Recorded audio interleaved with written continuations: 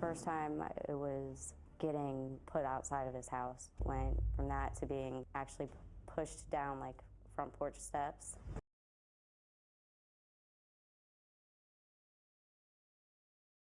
He kicked me in the stomach and he told me to lay on my side. And he goes, "I'm gonna break your ribs."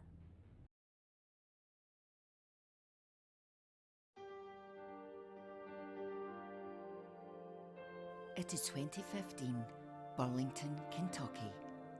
Marilyn Stanley is a new single mother who is having a very rare night out with friends at a local bar. Here, she bumps into Zachary Gross. She knows of Zach as he was in school with her older sister and is in her Facebook friends list for this reason. They have spoken a few times through Facebook, but only in a light-hearted, friendly kind of way. When Marilyn sees him at the bar, she strikes up a conversation and thinks he's very sweet.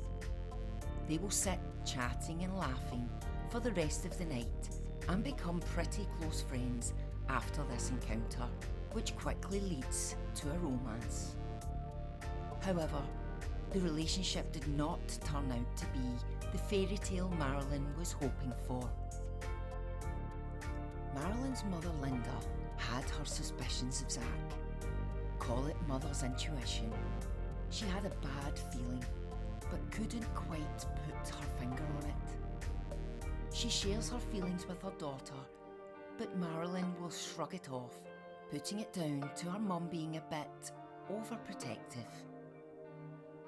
Marilyn moves into Zach's house along with her son Carter, and at first the three of them have become a happy family. But soon the pair would start having problems. Zach became very controlling and possessive, needing to know where Marilyn was at all times, checking her phone, her emails, Facebook, etc. He would throw her outside the house at night in the dark. This then escalated into being pushed down the porch steps, after which the avalanche of sorries, only to begin again the next night. Until one night, he chokes her out. This was the end of the relationship for Marilyn. She knew this would only get worse. She leaves him and moves back into her mother's house with her young son.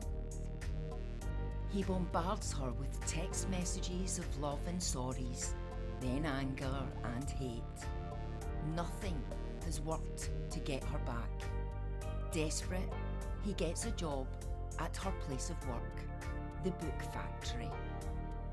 Until one day, on the 14th of September 2015, at 6 a.m, he comes pounding on her front door. When she answers, she's punched square in the face. He then attacks her car in the driveway. Marilyn agrees to be picked up later by Zach to go to his house and talk. This seems to calm him down. She needs him away from the house and her son, with hopes of finally convincing him gently that it's over. Knowing how violent he can be, she takes a knife with her for protection, unaware of the full extent of the horror that is about to bestow her. He picks her up and the pair are seen at McDonald's at around 2 p.m. They get to the house where Marilyn starts to eat her French fries in the kitchen. This is when Zach attacks.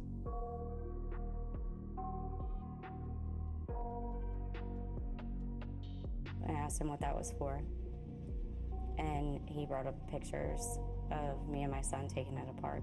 It was because another guy had taken the picture and posted it and tagged me on Facebook. I turned my back to him so he would be punching me in the back of the head and not in the face. And then I ran for the door, but he picked me up and I was like mid-air, trying to throw myself down to the ground so that I couldn't be dragged into his room. I grabbed onto the door frame. Next thing I know, I'm on the ground in front of the closet, being straddled across my waist, and my arms are pinned down directly at my side.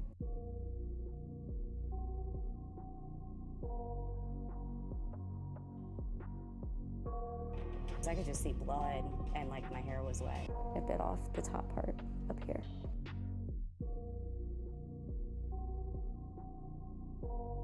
The next thing I remember is sitting up.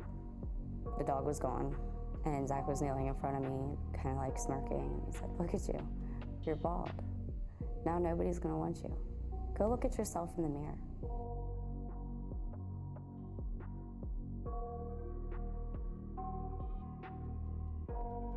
In the mirror when he told me to.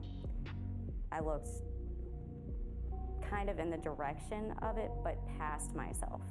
I could just see blood and like my hair was wet. And I didn't really think that my scalp was completely gone because I don't remember it being cut off. I thought maybe some of my hair just got like maybe in splotches ripped out or something.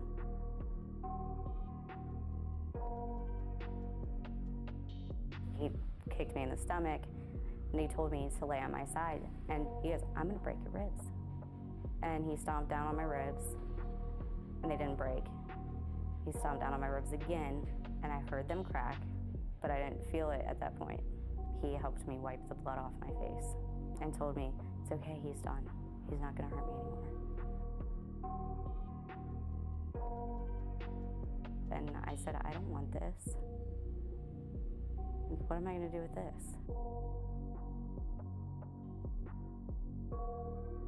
I asked him to call an ambulance, and he told me no because they would take his dog. I didn't know it was my scalp. Drove me to the street past my mom's house. He even asked me if he could have a kiss when he dropped me off. Her mother hears a faint voice call "help me" but doesn't know where it's coming from.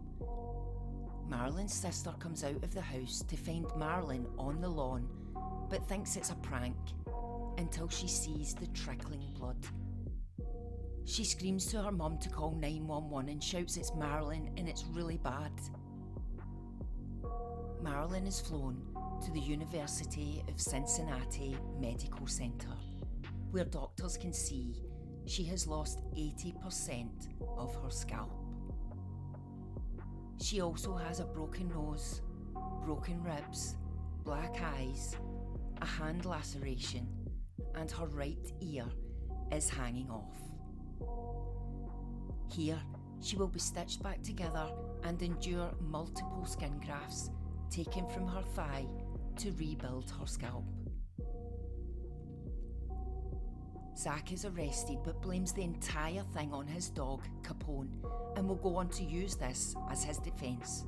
I wanted to go to trial so that everybody could hear that Marilyn never said I cut her hair off. Marilyn never said I told my dog to attack. I feel horrible for what happened.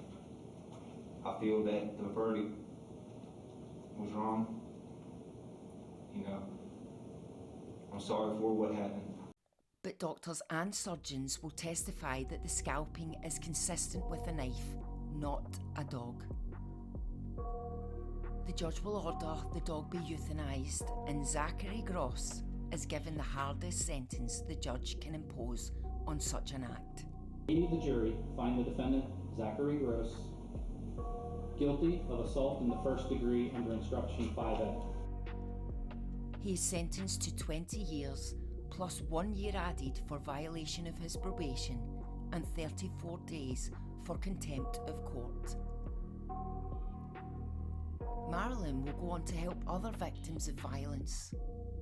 She also met someone else who was not in the least bit bothered about her scalp, and has 2 more children. She said, "Life goes on, and at least Zachary can't hurt anyone else. Sadly though, I don't recognise the old me in photos before Zachary's attack. In those photos, I look happy, a young mum, full of the spark of life. But the light in my eyes is gone now."